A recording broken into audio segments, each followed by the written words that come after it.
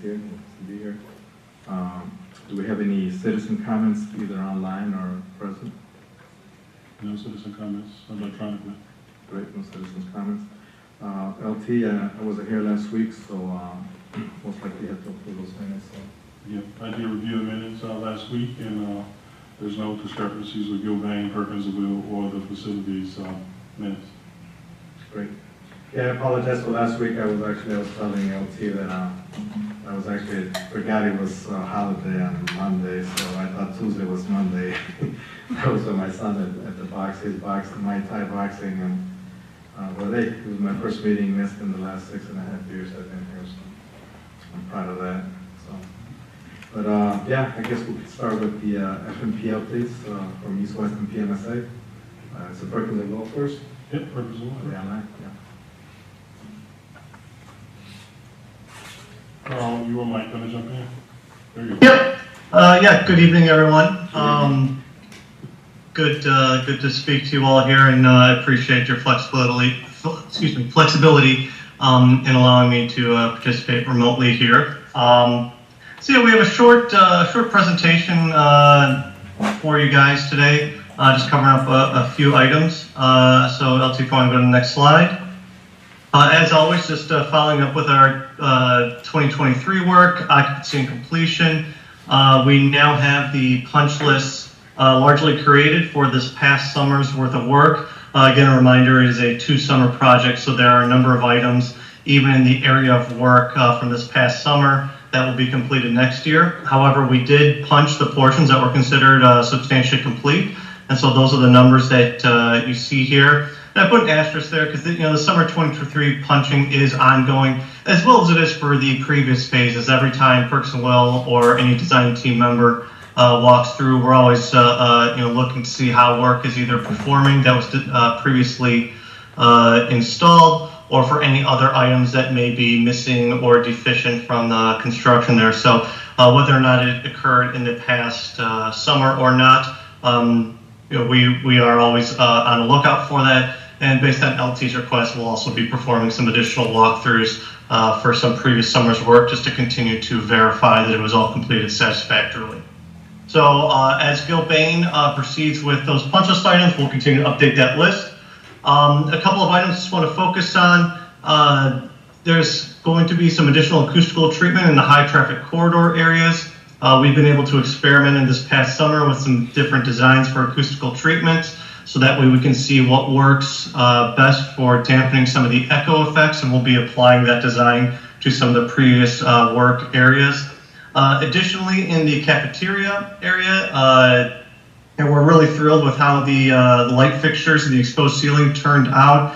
However, there are some low voltage cabling that's providing a little bit more color to this area than originally anticipated.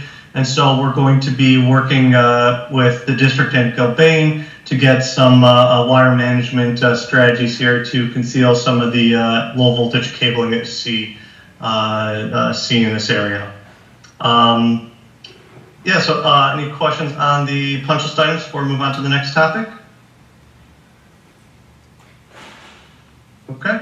Also wanted to just provide some updates on some miscellaneous projects. Most of these we've mentioned before. The first one was regarding the Proviso West soil update. We've been working with civil engineer, Terra Engineering, to develop a strategy for this dirt pile. And it's a bit of a delicate balance because we want to make sure that whatever design is developed uses up the entirety of the soil pile. However, we also want to make sure that we do not exceed 0.5 acres of disturbance, which would trigger the MWRD stormwater management requirements. Regardless, we will be required to permit through MWRD, but like I said, we are aiming to keep that below 0.5 acres, so it will not require stormwater management actions, but they do need to review it. The most recent update on this is that we've provided some concept sketches to Gilbane for pricing, and we'll continue to review construction strategies with Gilbane and the district as we move forward with the design and eventual permitting. We're also developing a schedule for this based on MWRD permitting timelines and design timelines, And so we hope to have an established design schedule created in the very near future as well. This was an update I believe we brought last meeting, or maybe 2 meetings ago, for the upper gym egress stair. The existing stair that was found to be structurally deficient has been demolished and a temporary stair put in its place. So all these items over here, items 1, 2, and 3, have been completed, and now we are proceeding with the design of the replacement permanent stair. This was a key item from the ROE in order to allow the temporary stair to take place, was that this temporary stair not become a permanent stair. And so we are anticipating that design being completed this fall and winter, with construction happening over the next summer construction season. Okay, go to the next one. Similarly, at PMSA, there are some site circulation improvements based on some modifications to how the district has been using the site and entry strategies. And so our civil engineer is also working to develop design documents for these modifications. They have determined, similar to West, that MWRD permitting will be required, but it should not trigger any stormwater management actions due to previous design accommodations. When the site was originally designed, we designed it in a way that expects a fairly substantial increase in the amount of impervious surface, so that way some site modifications or potential future building additions could take place without needing to rework the stormwater strategy. Similarly to the west pile, we are proceeding with design and hope to have a schedule developed for this. We would expect most of this work would be completed in the spring or summer of 2024. Okay, and so that's really the substance of our presentation. I did want to put just a little placeholder in here regarding the 2024 work schedule adjustments. The district has asked Gilbane to see how they can modify or expedite potential work that is currently slated for the next summer. And the district just asked Perks-Will to see how that would impact our construction administration effort. And as far as we're concerned, it really doesn't impact it. Whenever the district and Gilbane work together to best find out what that work schedule would be, we are committed, via our contract to provide construction administration services. So we really are flexible to whatever construction schedule ends up working out best for the district. We'll be there, fully staffed for our services.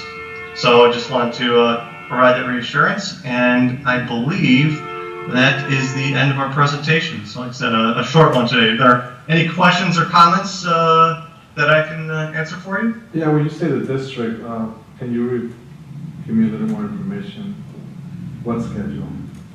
So right now, Proviso has been starting school about 2 to 3 weeks later than our feeder schools. Mm-hmm. So to get us back on a normal calendar around the 2nd or 3rd week of August, we've asked Gilbane and Perkins-Will to see if they could find some efficiencies in starting the construction maybe 6 to 10 weeks early, so that when the schedule is developed next month and approved, I believe in January,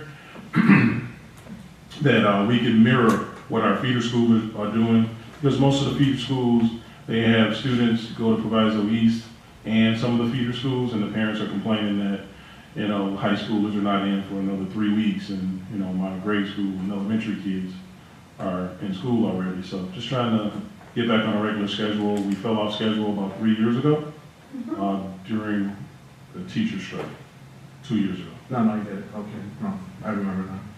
And Gilbane is committed to shortening the schedule so that we can get you guys back in school earlier for the 2024-2025 school year. We, as you all know, the contracts for the HVAC work at Proviso East are already out there, so we are in conversations with those subcontractors already to shorten the durations and make sure that we can accommodate that adjusted school schedule.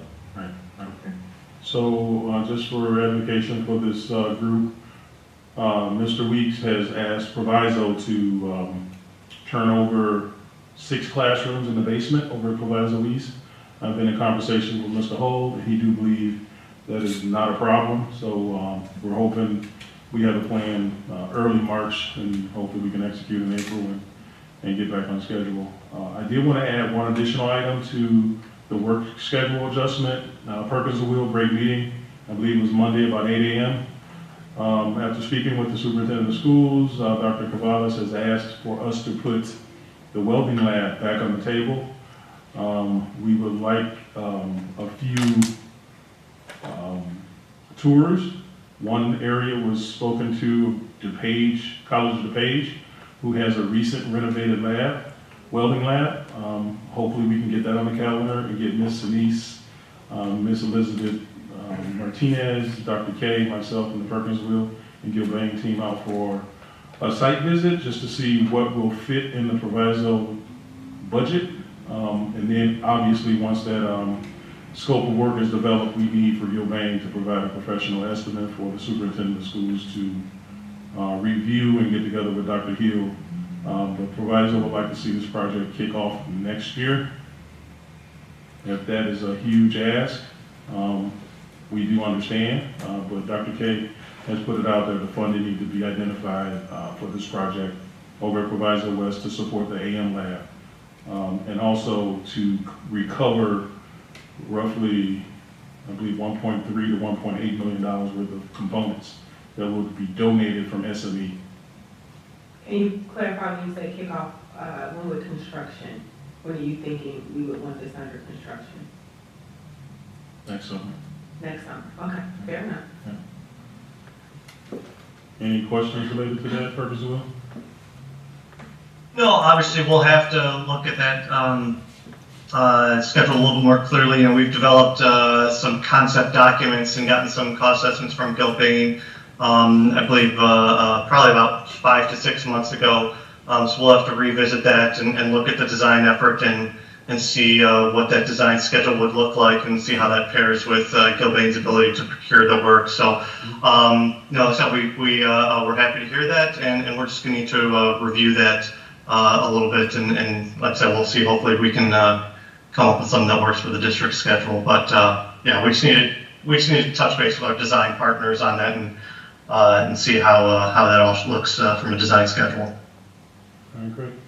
Yeah, I know that on Dunbar location on King Drive in the city, they also have a welding lab. Yeah, I've been there. They also have a carpentry on welding. So I don't know who's got the newer facility, DePage, but Dunbar location might be another place you would like to visit. Yeah, we normally. It's just a recommendation, whatever. Yeah, we normally take at least 2 to 3 just to Okay. get that experience. Am I going the wrong way here? Yeah. All righty. Go ahead, Michelle, thank you. All right. It's tender and delivery. Say it again, Carl? Okay. Michelle McClendon, Gilbane Building Company, and this is our construction update. The agenda is on the screen. We are going to go through our 2023 punch list update, the curb remedy over at Proviso West, our procurement schedule, provide an update, and then an update on the budget allocations and allowances. For our summer 2023, this is over at Proviso East. We're approximately 65% complete with the punch list. We've listed out or categorized the punch list according to mechanical, electrical, finishes, and some of our general trades punch list. We are anticipating being 95, 99% complete with these over the winter break. Quite a few of these require a little more extensive work in classroom spaces and things of that nature, and so we need to wait into the winter break to tackle some of these. Next slide. Similar to that at Proviso East, here's a breakdown of the punch list items that the number of them in each of the categories. We are about 67% complete with it. As we continue to tackle and close them, we will provide photo documentation in our software, Procore rather, and then again, we'll be 95 to 99% complete with these over the holiday break as we're able to go into those spaces. Next is the Proviso West curb and tolerance update. So we understand that there is some waviness in the curbs there. We've been discussing possible solutions and remedies.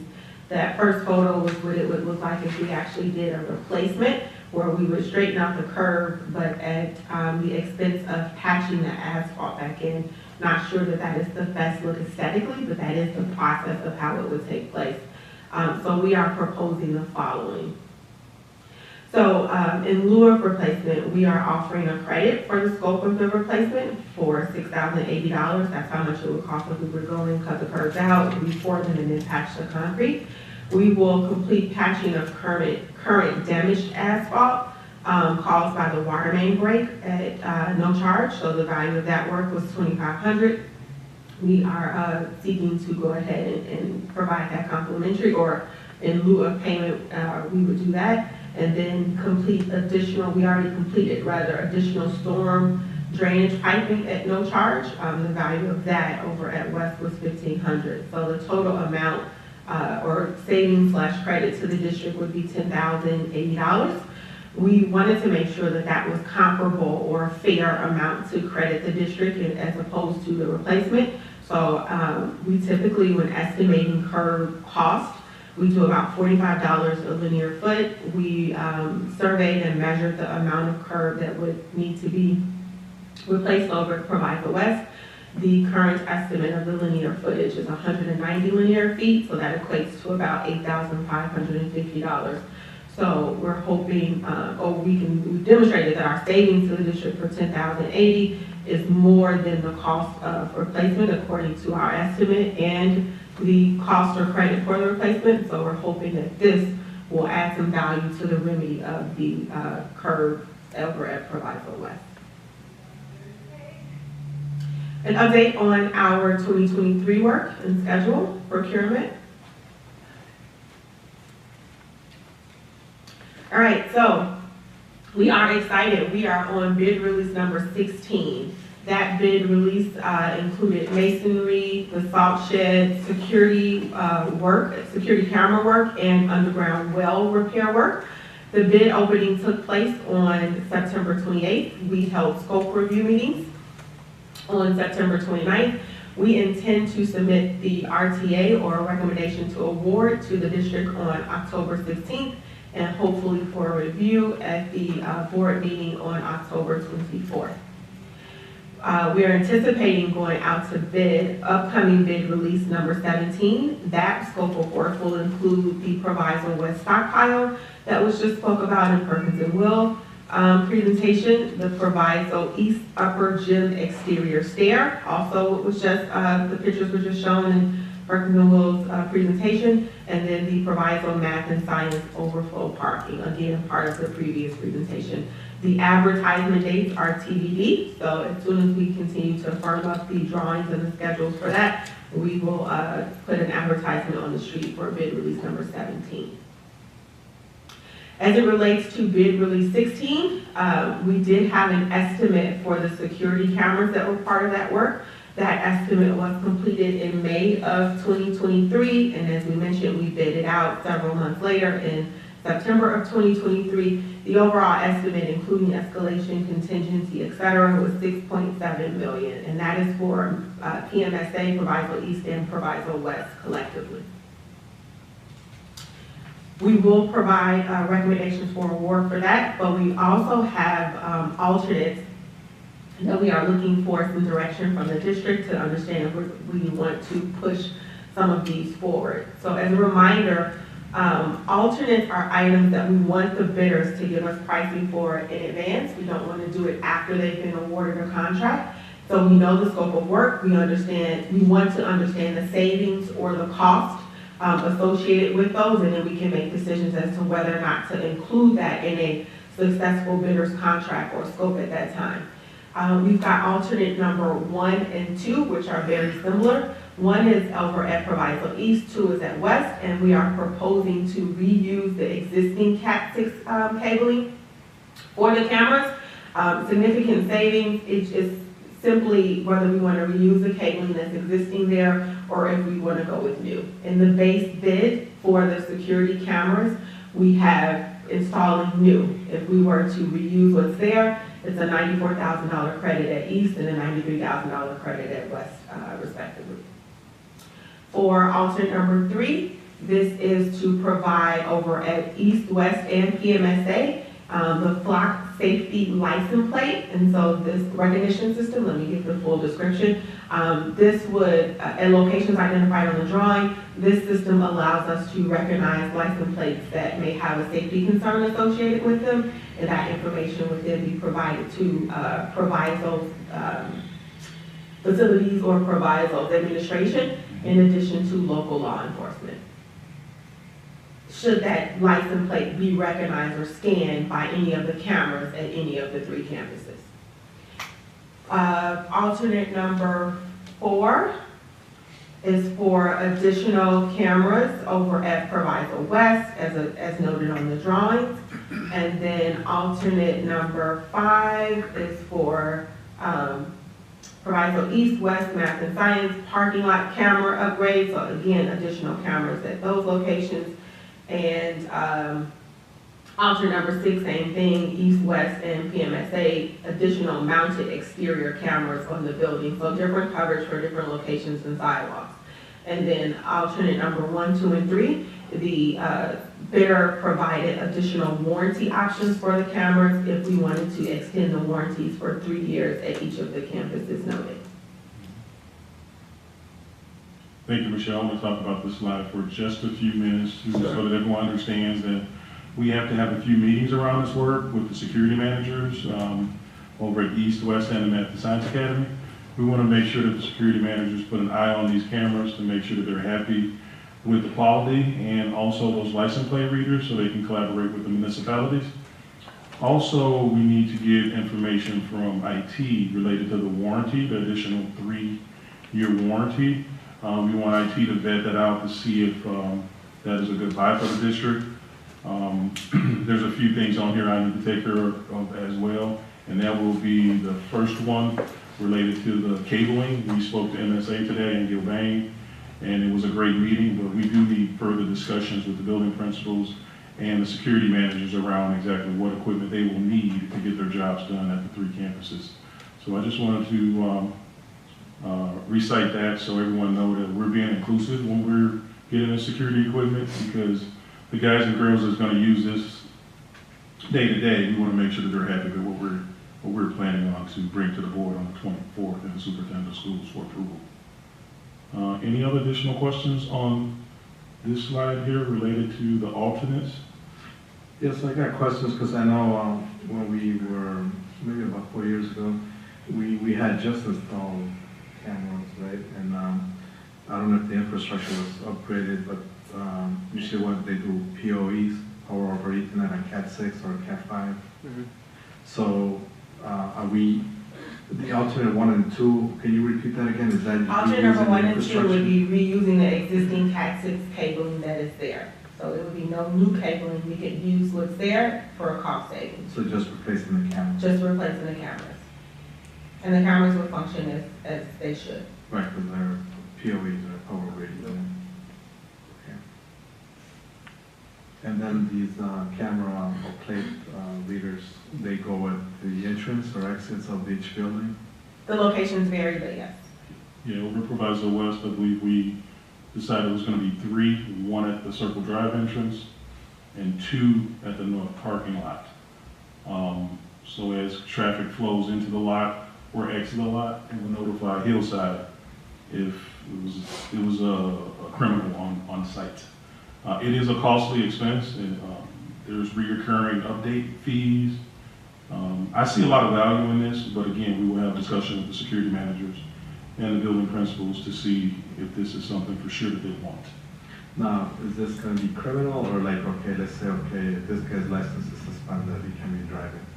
Or is it criminal, like it is felony, misdemeanor? It is inclusive of all of that. If the license plate is associated, if the registered owner of the license plate is associated with some activity that is on a local law enforcement's list for whatever it may be, it will identify that.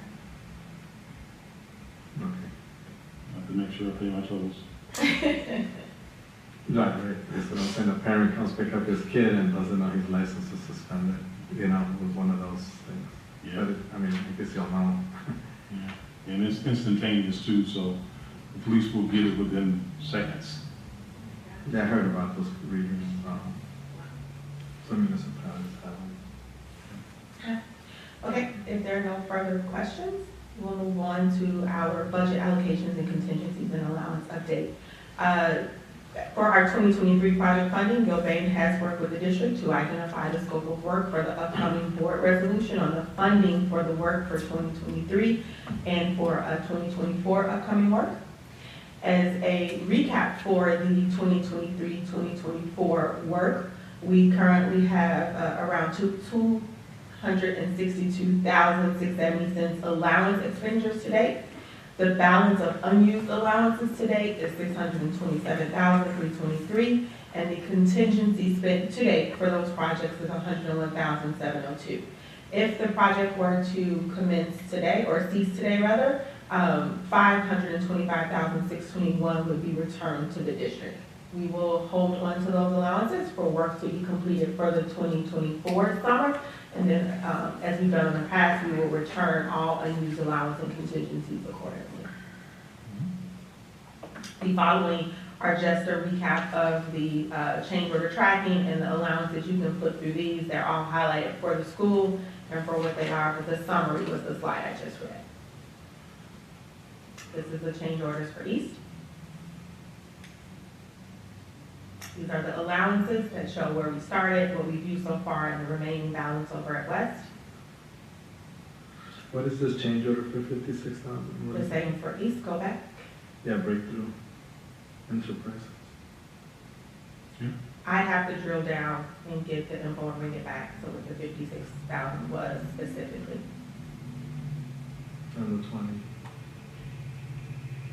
I'll get the, Yeah, maybe, just have them for the board meeting. Definitely. Yeah, just so we don't have to, fair enough. or you could, you could send them as part, in the email or something. We have the logs, I'll send it, and I'll go make sure that we have it, if the question is raised again at the board meeting.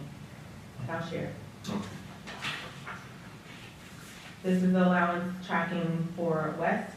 I think we went backwards, don't we? Yeah. Change orders for West.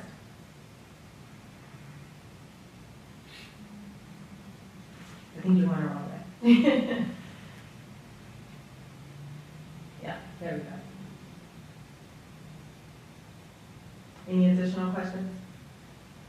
Yeah, no, just, just those large items, the 24,000, the 12,000, Sure. they're pretty large change orders. Yeah. I'll drill down on those and have that detail for the board meeting. Great, thank you. All right, thank you. So, I have a question, and it's probably not for you, Michelle, it's probably be for, no, actually, no. You know how last board meeting, we were deciding on transferring 33, in the 30 million. 38 million instead of our normal 50 million. So I was just wondering, how did this impact the facilities master plan? So I don't know if you have that answer, but. In my opinion, the impact is positive because we're grabbing funds to fund projects. No, I'm sorry. It was supposed to be more money, right, instead of, it was supposed to be more. Total of like, It was supposed to be 50 something, but we did 38. And I know we're approaching a point where, the students aren't comfortable, they got the HC, and now it's more of needs, and except for the bathrooms at West and the other items that we mentioned for security. So I believe I had talked to the board president, and we were just talking about that. So I just wanted to know what the impact was. Yeah, It's so less money. it's less money because Dr. Hill wanted to pull out the amount of money that was needed through January, so that 18 to 20 million or so sat in the bank to gain interest and pull it out July 1 when it's needed. She didn't think it was a smart idea to pull all of those funds out at once because we would lose out on hundreds of thousands of dollars in interest payments. So she would like to leave them there and bring another resolution to the board in All right, because January, the February. interest as we are holding on. Exactly. Okay, that's a good idea. Okay, I just wanted to ask that. Also, Michelle, I'm sorry, I should ask you this when you were up there. So going back to the, and I apologize because I wasn't here last time, and I know this has been going on. So, who's the paving company? Schroeder Asphalt? Yeah, Short Asphalt, so they're wanting to give us, oh, here it goes. That 10,080 in exchange to not replace the curves at West. Correct. Correct. Now, are those curves safe? As far as they're just crooked, they're not, you know, like, they're not above the height, that, it's not a. It's not a tripping hazard. Not a tripping and it's not a matter of the elevations being different by any means. It's aesthetics. So it's just, and it's only if you look at it from here, maybe 100 feet. That's correct. Yeah, the face of the curve is kind And of then dark. on the patch in the east, was that a sample patch where they just cut This is out not like- an east, but this is what the patch may look like, because this is the standard way to remove a curve and then replace. There we go. So in this example, they did remove the curves for whatever reason to replace, but when you remove, you have to overcut. And when you overcut into the asphalt, the mix is just a different color when you patch it back in. Oh, they're showing an example of what they have to do with Exactly. replace it. So while this may be new curb, and you can see the difference in the concrete color here Right, from, but that's not something but this is not on your campuses at all. This is a sample of other locations that contractors have had to patch, and this is the standard way you patch it. You cut out the areas that need to be done, you can see the difference in the concrete color, and then you can see the difference in where they had to patch back the asphalt. Okay. Yeah, I mean, and you compared it right 45. We did, and it's not the ideal situation. We want it done right with the correct quality to begin with, that we are in no way trying to make excuses for that. Right, yeah, we just don't want, you know, this Exactly. type of quality, they have to understand that, you know, we're paying them, whatever they bid, so we're paying them what they ask, and we don't want less, you know, less than what we should get. Exactly. Okay.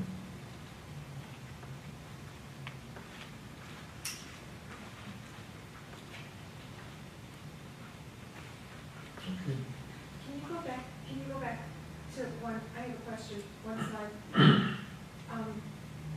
The net amount to be returned to the district if the project ended. So that means the 525,000 hasn't been used and is just being held there, right? But you already have the money. It was board approved on the RTAs. So this is the remaining dollars that was approved. And the return is a favorable amount because we didn't use them all, use all the approved money. Okay, so that's already there. So the 627, 323 is unused money. That's there. So we don't have to come up with any more money. Where it says unused allowance. Well, you haven't paid this money yet. So this is all just approved funds. So this money hasn't been put into Gilbane's bucket yet, we're gonna get it back. Because it says 627. I think the better way to look at it is that the money has been budgeted, and it was approved at the board meeting a year or so ago. Don't quote me on the date, because this is what we needed in our bids to get the work done. So in theory, the money is there on paper. It's not actually expended until we put in a payment request for it. So it's allocated, it's budgeted, and it should be ideally sitting there if we need it. And we go through a process of when we need it, how we procure it, how we show or demonstrate the need, and then we go from there. But if we didn't need the 525, and we said project was done today, that just means that that budget is pushed back over to the district, and how you guys choose to use that 525 is at your discretion. Okay, so the 627 where it says balance unused allowance does not mean that you have 627,000 unused monies. Correct, we don't have 600,000 of your money sitting in Okay, a, all right, just, okay, that should be worded differently then. Got it, I got it. Got it, okay. Any other questions for Gilbane? That's good. Yeah, that's a good question, because this happens every year, I know. where we have monies that were returned to us, or not returned, but they were never used. As part of, we budgeted, but we came under budget, so we were able to take those monies. Right. Are we able to track that per year and where we put it? I'll speak to that.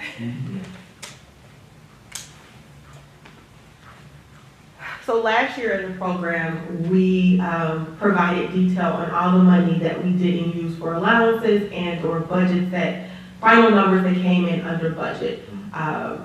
And so we demonstrated, okay, we've got, I think it was 9 million left in the program previously, and the additional projects that were being thought about and where we could allocate those funds to and then be able to do those projects because the money was already, I'll say, earmarked for construction, but due to budget efficiencies, bidding efficiencies, use of the allowances and things like that, we saved that money and was able to use it for other projects to continue to complete the facilities master plan. So similar to that, should we have a significant savings on bidding of the, we did have some small savings like on bidding of the camera projects, for example. That money would go back into the fund and you guys can choose to do what you would want to do with it, whether it's construction or facilities, et cetera. And so that's the same premise with, LT just mentioned the welding lab. We would look at the funds that perhaps we may have already saved, if that's enough to be allocated for additional work and determine what projects we can do with that unused budget that we put forth. Okay, good, thanks. Okay, so how long do we have for that equipment that was donated to us to build that lab? Yeah, that's a great question. I need to get in front of Ms. April Sinise and Dr. Brandon. Both of those professionals have the contact information from SME, and we really need to get back in front of them and see what that number is. And I was speaking to Dr. K about that today. I just brought it up to him today because I was concerned that we hadn't done anything. And I don't Right. want to lose the grant money. Yeah, that was like 1.2 million. Yeah, it was almost 2 million left. That's a lot of money to lose. Okay, I'll be great to look into that, yeah, as soon as possible. I'll make sure I speak with them both before Friday, tomorrow. Great, thank you. Thank you. So we'll move on to the facility updates for Proviso East, Proviso West, and the Math and Science Academy. This thing is lagging pretty bad. Starting with Proviso East, in the boiler room, we are preparing the boilers for the winter season. Boiler number 2, a few safety valves were replaced. You see the picture on the far left is the old valves, the picture on the far right is the new valve. The boiler was put in operation. No further work needed at this time related to this boiler over Proviso East High School.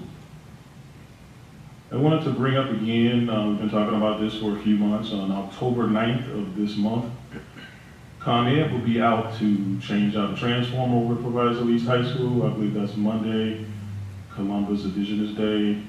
We will be down and there will be a negative impact to every component in the building that's 120 volt, which pretty much everything except the VRF system and the chiller over at Proviso East High School.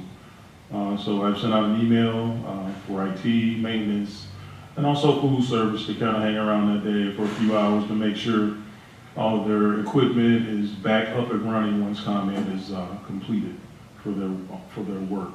If ComEd has a major issue on the 9th, the next date will be the 23rd. We have asked them to please consider that in the late evenings because we want to make sure that, I believe that's on Monday. We want to make sure that there's no problems within the building, and obviously the construction manager at ComEd will also provide a scope of work to make sure that the building will not be negatively impacted on the 23rd if that date is needed. OT on that, is that the, are those the, does that transformer, you said it'll fix all the 120 volt circuits for those, whatever that switchgear panel is? Are you able to run the generator to make sure, you know, whether you get is it a manual transfer switch, automatic transfer switch? So I don't know, 'cause some of the equipment, I don't know if some of the equipment takes a while or takes a lot of Yeah, so setting up to, we've had a few conversations with ComEd about providing a generator truck to make sure that we're powered up for the duration of this work, and also putting in a whip to make sure that we're powered up. They frowned upon both of those. They will support a generator truck in the magnitude of about 30,000 for the day. I didn't think that was worthy, so we decided to do this work on a holiday. That is not a holiday for ComEd, but it is a holiday for Proviso. And there was no remedy to keep the building powered up for those 8 to 10 hours that it needs to be done. We did talk to them and ask them if we can use automatic throwover, how could we tie it in, and they said, no, not during the work, you cannot do it. how come they didn't want to do a Saturday or a Sunday? I mean, it's a holiday. Well, Saturdays would be negatively impacted related to the punch list schedule. A lot of contractors are in the building on Saturdays, and also we have basketball games on Saturdays. And they need a full day. What about So- Sunday? I mean, it's still double time because it's a holiday and Sunday's also double time for that. So because ComEd did not, I'm just saying because it's Monday and if something goes wrong, then they'll need another day. So how come Sunday wasn't considered? I think because of the pay. Proviso is not paying any money to get this transformer upgraded. As their transfer. It's their transformer, and Laura and Perkins Will did their due diligence and provided the drawings to them 2 years ago. And they approved what the equipment that was there at the time. And now what happened was we were getting like really high draws, and they called us and said, hey, listen, your equipment is probably gonna fail sometime soon if we don't upgrade this transformer. So we need to get it on the list of repairs sometime soon. And they wanted to do it before school started, mid through the construction season, but because of the tight timeline to get school open, we couldn't afford to have the construction team to be down one day during the summer. So, and they were working on Sundays too. But yeah, we did explore all options with ComEd, and they did not want the system powered up doing the work, doing the exchanging of the transformer work. But no, I was more talking about generator work in case something happened for the next day. Not on the day, just, yeah, in case you do the shutdown on that day. Because the following day will be the 23rd and the kids go to school that day. Right, but that work should be like punch list items. And I don't want to speak for ComEd related to what a punch list item is, but it could be coming out to check to make sure that there's no arcing, and a few other items. But I could get together with Malik and have him put together a complete plan. He did mention that ComEd probably will not need the entire 8 to 10 hours. That is probably more like a 4 to 5 hour job, but they wanted to make sure that they had the entire day just in case things did not go to their plan. But they do believe they can get it done in half that time. Yeah, I would just have a contingency plan in case they didn't make the night, just because the 23rd is the school day.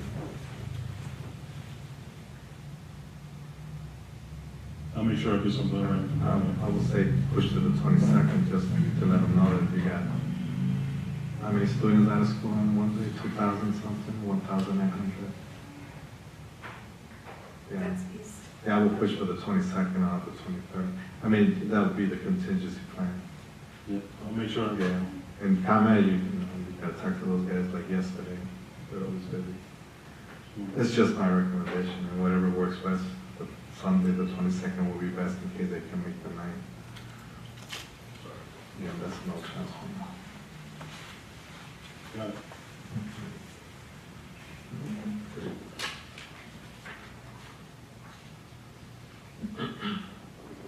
Clicking, sorry.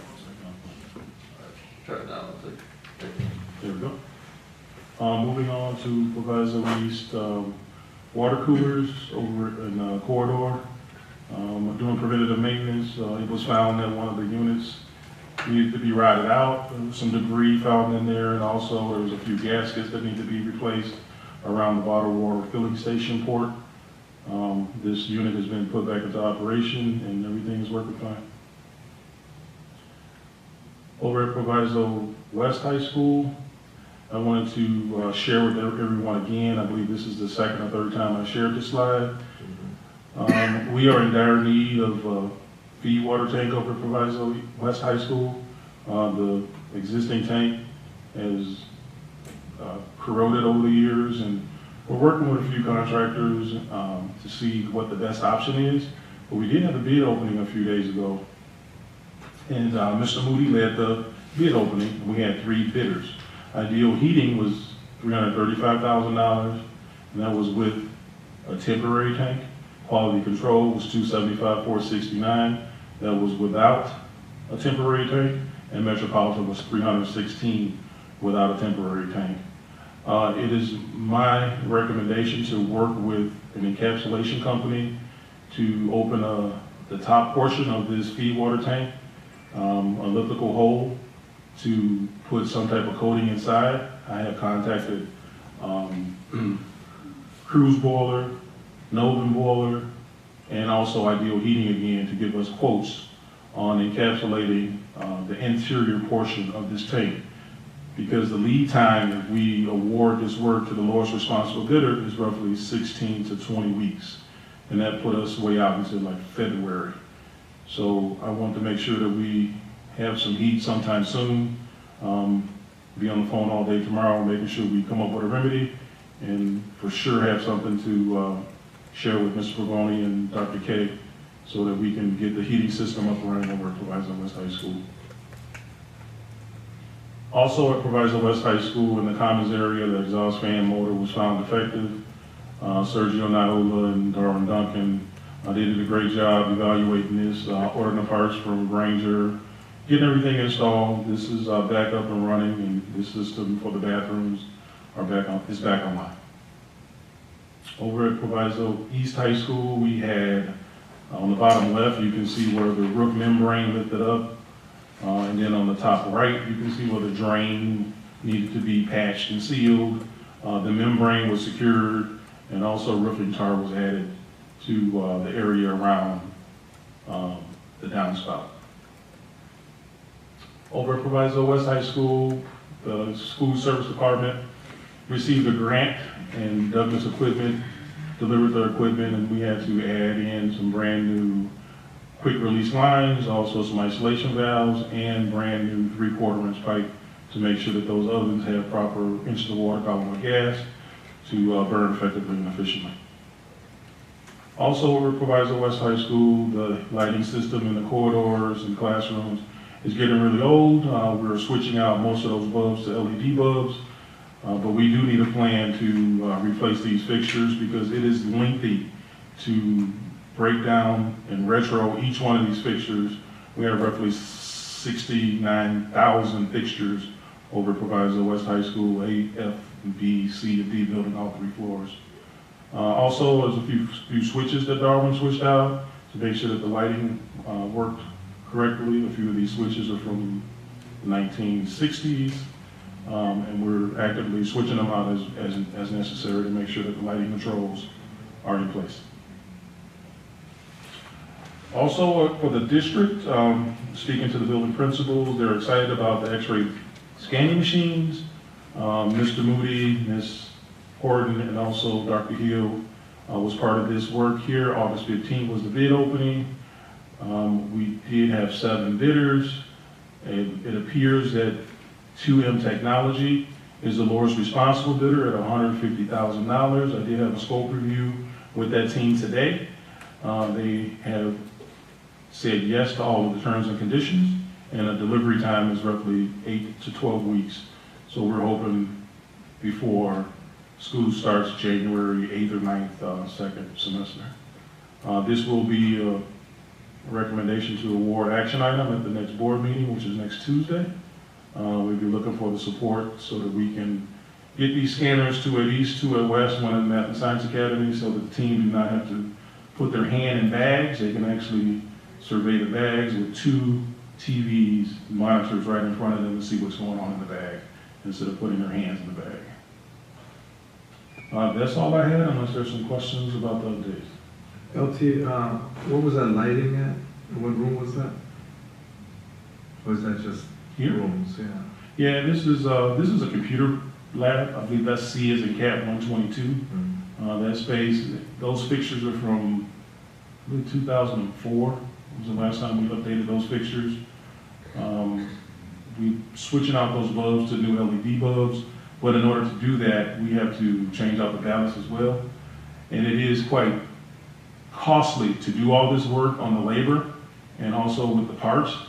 And we can get fixtures for $200 to $300, and it's costing us probably right at $200 to $300 parts and labor to upgrade these fixtures. But we need to make sure that we provide a totality budget for Dr. Hill to consider next year before we start swapping fixtures out.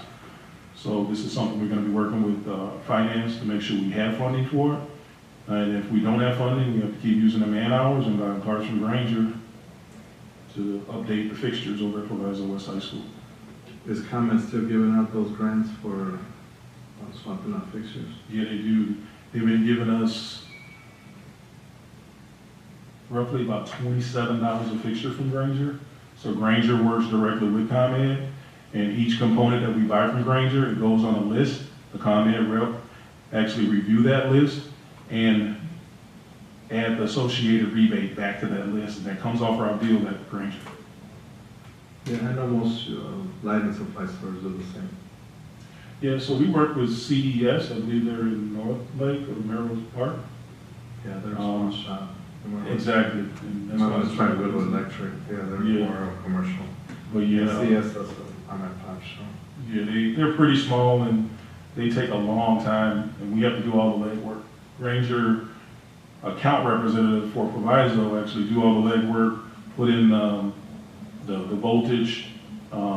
Obviously, we share our light bills with them, and that's how we capture the rebate back. Yeah, because I think Granger's overpriced.